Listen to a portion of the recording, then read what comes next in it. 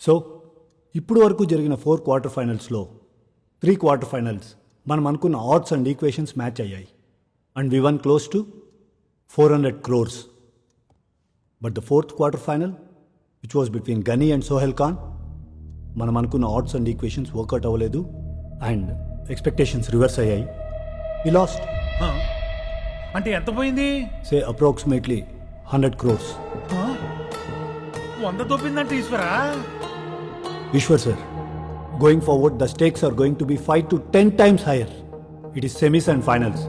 Even one small mistake, ఒక్క match పోయినా the consequences will be unthinkable sir. పోయమ్మా, మొదటికే మోసం వచ్చేలా ఉంది ఈశ్వరా.